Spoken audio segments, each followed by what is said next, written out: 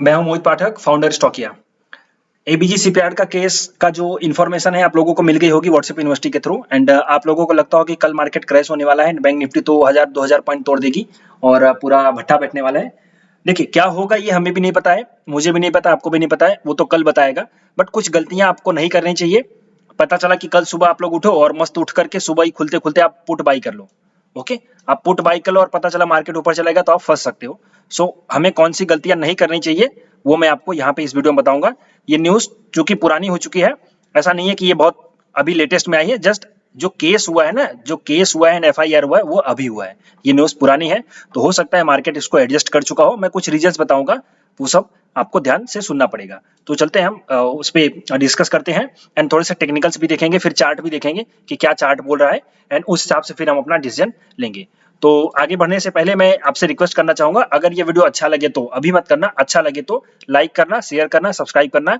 And description box में मेरे Telegram channel का लिंक है, इंस्टाग्राम की लिंक है एंड ट्विटर के भी लिंक है, वहां पे आप मुझे फॉलो कर सकते हैं एंड टेलीग्राम चैनल ज्वाइन कर लेना, जहां पे मैं कुछ अपडेट्स देता रहता हूं आपको, आपके मार्केट्स के अकॉर्डिंग वो बेनिफिट करेगा। तो देखिए इसकी शुरुआत कहां से हुई। देखिए एबीजी शिपयार्ड, मैं वो सब उसके ऊपर क्या है, कौन उसका फाउंडर है, इन सब से मुझे कोई मतलब नहीं है। हम देखते हैं इसका जो एक क्रोनोलॉजी है वो क्या है।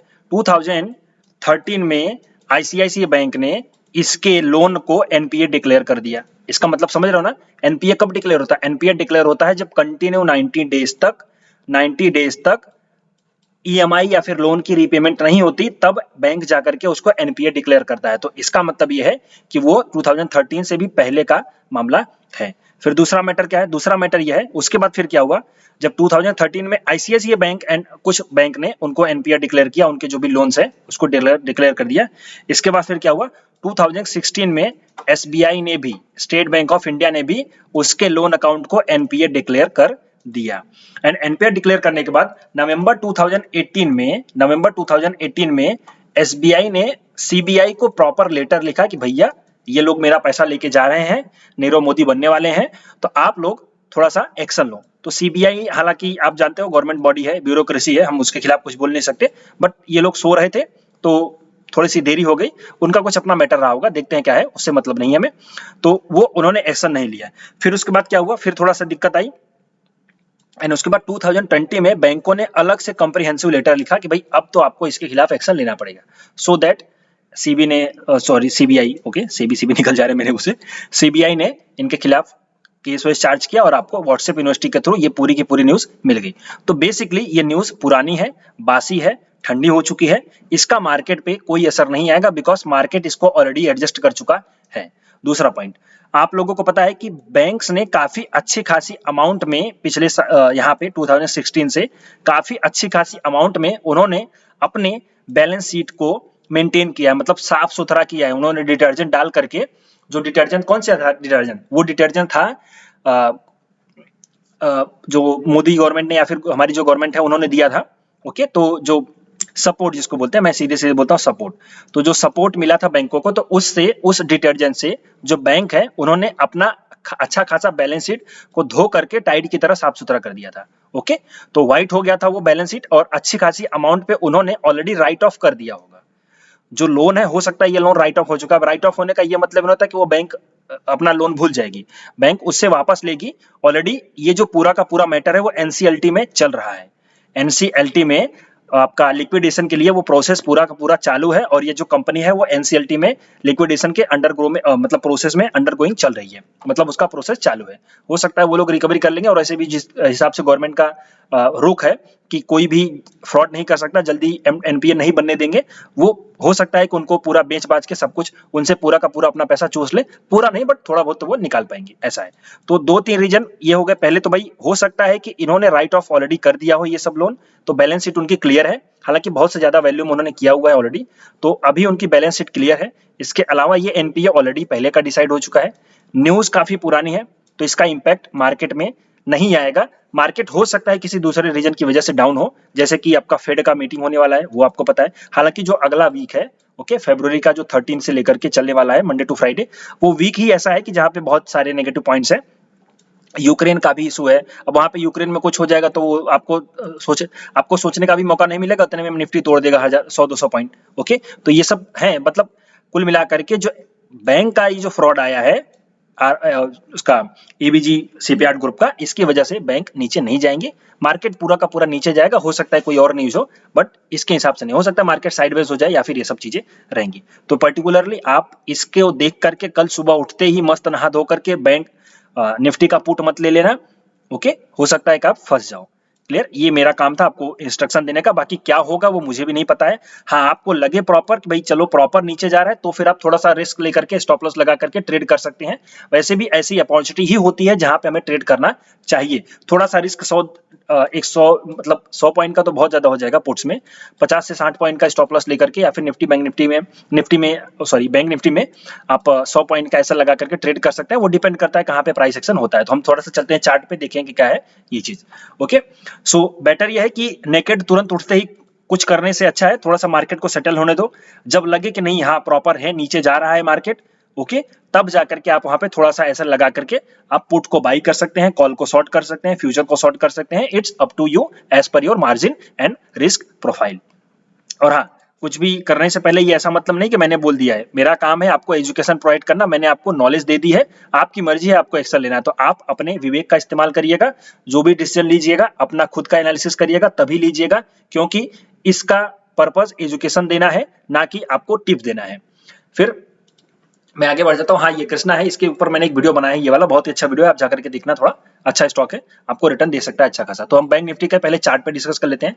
तो बैंक निफ्टी का चार्ट सबसे पहले अगर हम शुरुआत करें तो हम शुरू करते हैं कहाँ से, वीकली चार्ट से। वीकली चार्ट पे अगर हम देखें कोई पैटर्न बना हुआ है, तो वीकली चार्ट में अगर हम देखें तो एक छोटा सा दोजी टाइप बना हुआ है, ओके। तो दोजी इन द सेंस की अनसर्टेनिटी। क्लियर, अब दोजी बनी है तो अगर इसको भी समझो तो ये यहाँ पे कहाँ पे जाएगा, जैसे कि ये अगर मैं समझू ये डिमांड जोन है, ओके, यहाँ पे ये एरिया डिमांड जोन में है वीकली चार्ट पे, हो सकता है ऊपर चली जाए या फिर नीचे भी चली जाए। तो आपको अभी कोई यहाँ पे जो वीकली चार्ट है उसके हिसाब से कोई कुछ मुझे सेटअप नहीं दिखाई दे रहा है। क्लियर, ये पॉइंट हो गया। दूसरा, अगर मैं डेली चार्ट पे चलूं तो डेली चार्ट पे हम डेली चार्ट पे देखेंगे तो थोड़ा सा मार्केट डाउन है, एंड यहाँ पे एक डेली पे डिमांड जोन बना हुआ है। अगर मैं यहाँ पे डिमांड जोन आपको मार्क करना सिखाऊं तो यहाँ पे देखिए एक डेली पे डिमांड जोन बना हुआ है, एक बहुत अच्छा, काफी लंबा है, ओके, काफी लंबा जोन है। अगर मैं समझूं यहाँ पे काफी लंबा और मोटा जोन है, तो ये एक डिमांड जोन है जो डेली पे बना हुआ है। हो सकता है ये टूट भी सकता है, नहीं भी टूट सकता, कोई बात नहीं है, बट हम देखेंगे कि और आगे क्या है। तो यहाँ पे डेली में तो देखिए आप, मार्केट जो है ना, मार्केट थोड़ा सा डिसाइड कब करेगा, मार्केट या तो इसके नीचे निकले, इस कैंडल के नीचे निकले, तभी मार्केट डिसाइड करेगा कि मैं ऊपर जाऊंगा या नीचे जाऊंगा। नीचे जाएगा यहाँ पे, अगर कैंडल के नीचे निकलेगी तब, हालांकि बहुत लंबा है बैंक निफ्टी में। और अगर आप ऊपर देखेंगे तो इसके ऊपर क्लोजिंग होनी चाहिए, इसके ऊपर एक अच्छी खासी क्लोजिंग होनी चाहिए तभी। वैसे भी मार्केट जो है अभी नो ट्रेडिंग जोन में है। बेटर ये है कि आप अगर ट्रेड यहाँ पे ना ही करो तो ही अच्छा है। क्लियर, यहाँ पे आप ट्रेड ना ही करो तो अच्छा है। डेली पे अगर हम इसके बाद आवरली में आ जाते हैं, अगर हम आवरली में आकर के देखते हैं तो एक यहाँ पे अगर आप समझो तो मिडिल में बना है, हेड एंड शोल्डर टाइप समझ सकते हो, बट ऐसा कोई खास वो नहीं। सो प्रॉपर मुझे चार्ट के हिसाब से कुछ दिखाई नहीं दे रहा है कि ऐसा कोई सेटअप बना हो जिसके हिसाब से हम ट्रेड कर सकते हैं रिस्क लेकर के। हाँ, आप अगर कल देखोगे, अगर इसके नीचे खुलती है ये जो लेवल है हमारा, अगर कल इसके नीचे खुलता है बैंक निफ्टी, तो फिर आप शॉर्ट के लिए जा सकते हो यहां तक के टारगेट। अगर नहीं खुलता, इसके ऊपर खुलता है, तो फिर आपको देखना पड़ेगा कि कब निकलेगा, इसके ऊपर फिर निकलना पड़ेगा मार्केट को। इसके ऊपर अगर निकलता है तो जाकर के, अगर गैप अप तो ऐसे नहीं पॉसिबल है, गैप अप होगा ही नहीं, बट अगर ऊपर जाएगा तो इसके ऊपर निकलेगा तभी आप लोग कुछ करोगे, अदरवाइज कल खुलते ही पुट बाई नहीं करना है। अब हम थोड़ा सा देख लेते हैं ओपन इंटरेस्ट। तो ये बैंक निफ्टी का 17 फरवरी का ओपन इंटरेस्ट है। तो 17 फरवरी में अगर मैं देखूं तो यहाँ पे 38,500 के स्ट्राइक प्राइस पे स्ट्रेडल दबा करके बनाया गया है, शॉर्ट स्ट्रेडल दबा करके बनाया गया है, एंड थोड़ा सा स्ट्रेंगल क्रिएट हुआ है 38,000 के स्ट्राइक प्राइस पे, एंड उसके बाद 39,000 के स्ट्राइक प्राइस पे स्ट्रेंगल क्रिएट हुआ है, शॉर्ट स्ट्रेंगल। दोनों साइड ओपन इंटरेस्ट यहाँ पे देखिए ज्यादा है, तो इसका मतलब ये होता है कि वहां पे शॉर्ट स्ट्रेंगल क्रिएट किया गया है, यानी 3900 का पुट कॉल बेच 3900 का कॉल बेचा गया है, 38,000 का पुट बेचा गया है, 38,000 या 39,000। और यहाँ पे जो 38,500 है उसका दबा करके दोनों side call writing put writing हुई है, यहाँ पे शॉर्ट स्ट्रेडल बेसिकली क्रिएट किया गया है। अब दिक्कत किसको होगी, अगर मार्केट नीचे गया तो यहाँ पे जिन्होंने पुट राइट किया होगा उनको दिक्कत होगी, वो लोग अपना स्क्वायर ऑफ करेंगे और वहां पे फिर मार्केट शॉर्ट कवरिंग की वजह से नीचे जाएगा। क्लियर, ये चीज हो सकती है। और मुझे तो नहीं लगता कि कोई, देखिए न्यूज का तो ठीक है, बट ये कल मार्केट अगर नीचे जाएगा भी तो नीचे जाएगा किस वजह से, यहाँ पे जो पुट देखिए, यहाँ पे पुट का ओपन इंटरेस्ट कितना है, 64,91,000 नहीं 9,100 6,49,000 6,49,000 यहाँ पे पुट नए एडिशन हुआ है, 6,49,000 का पुट यहाँ पे नया एडिशन हुआ है, आप देखो यहाँ पे। एंड क्या होगा कि अगर मार्केट नीचे गया तो ये लोगों का एसएल ट्रिगर होगा, तो ये लोग पुट्स जिन्होंने राइट किया है वो एग्जिट करेंगे एंड शॉर्ट कवरिंग आएगी, तो मार्केट और थोड़ा नीचे जा सकता है उस पेस में। तो एक ये टेक्निकली अगर हम देखें तो डेटा वाइज यहाँ पे दोनों साइड 38,000 के स्ट्राइक प्राइस पे पुट राइटिंग की गई है एंड यहाँ पे 39,000 के स्ट्राइक प्राइस पे कॉल राइटिंग की गई है। बेसिकली दोनों साइड स्ट्रैंगल बनाया गया है। उसके बाद यहाँ पे बनाया गया है 38,500 पे शॉर्ट स्ट्रेडल।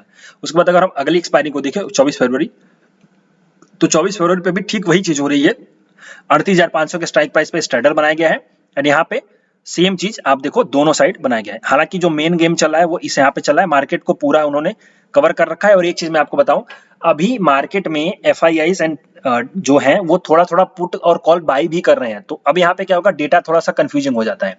वो लोग क्या करते हैं, थोड़ा सा बाई भी कर रहे हैं, सिर्फ वो लोग सेल। वैसे हम सब क्या करते थे, हम देखते थे मार्केट के ऊपर अपने इसको ओपन इंटरेस्ट ज्यादा है तो बेसिकली वहां पे सेलिंग की गई है, ये हमारा पर्सपेक्टिव या फिर पर्सपेक्टिव होता था। बट अभी क्या हो रहा है, वो लोग थोड़ा सा बाई भी कर रहे हैं तो हमें थोड़ा सा कंफ्यूजन होता है। बट बेसिकली अगर हम देखने जाए तो यहाँ पे सभी साइड में कॉल और पुट की राइटिंग हो रखी है 24 फरवरी की एक्सपायरी में एंड यहाँ पे हुआ है ये चीज। तो अब मार्केट अगर नीचे जाएगा तो कल जो पुट राइटर होंगे उनका शॉर्ट कवरिंग आएगा, तभी जाकर के मार्केट और नीचे जाएगा। अदरवाइज मार्केट साइडवेज रहने की पॉसिबिलिटी पूरी की पूरी है। तो market might be sideways, so better है कि आप लोग अपना एक अच्छा व्यू बनाना, तभी कुछ ट्रेड करना। अदरवाइज आप बेटर ये है कि जो नए लोग हैं वो अवॉइड करें ट्रेडिंग को। हाँ, अगर आपको खुजली होती है बहुत ज्यादा, आपको करना है थोड़ा बहुत, तो छोटा सा स्टॉप लॉस लेकर के एक आध लॉट में प्ले कर सकते हो, उसमें कोई दिक्कत नहीं है, क्योंकि because it is a trading and trading risk लेकर के आपको ट्रेड कर लेना चाहिए, ये चीज है। सो बस यही था एबीजी ग्रुप के ऊपर। मैंने कहा कि भाई देखो ये न्यूज जो है उतनी पुरानी हो चुकी है, सो बेसिकली इसका जो इम्पैक्ट आएगा वो नहीं आएगा। इम्पैक्ट दूसरे चीजों का आ सकता है, तो उसके लिए आप थोड़ा तैयार रहना। और वो मुझे भी नहीं पता है कि क्या होगा क्या नहीं होगा, बस हम डेटा जो बोला था चार्ट के हिसाब से तो कुछ समझ में आ नहीं रहा है, कोई सिस्टम बन नहीं रहा है। जो डेटा बोला था वो मैंने बता दिया और जो न्यूज पुरानी थी वो मैंने बता दिया। अब आपको अच्छा लगे तो आप ट्रेडिंग करो, अदरवाइज मेरी ऐसी सलाह है कि जो नए लोग हैं वो सिंपली कल निफ्टी बैंक निफ्टी में ऑप्शंस ट्रेडिंग अवॉइड कर सकते हैं। अगर नहीं अवॉइड हो रहा, आपको आपका कहते हैं ना कि वो पूरा का पूरा नशा लग गया है, तो आप छोटा सा ट्रेड ले सकते हैं, 1-2 हजार रुपए का स्टॉप लॉस लगा करके ट्रेड ले सकते हैं। और अगर ये अच्छा लगा हो तो लाइक करिए, शेयर करिए एंड सब्सक्राइब करिए and wishing you all the best. मिलते हैं कल, क्या होगा देखेंगे हम आप सब, और फिर मैं उस एक वीडियो बना दूंगा, देखते हैं क्या हुआ था या फिर क्या मैंने सोचा था। मेरे हिसाब से मार्केट साइडवेज रहने वाला है। हाँ, नीचे जाएगा तो पुट वालों की शॉर्ट कवरिंग आएगी तभी नीचे जाएगा, अदरवाइज नहीं जाएगा। फिर देखते हैं क्या होता है। So wishing you all the best.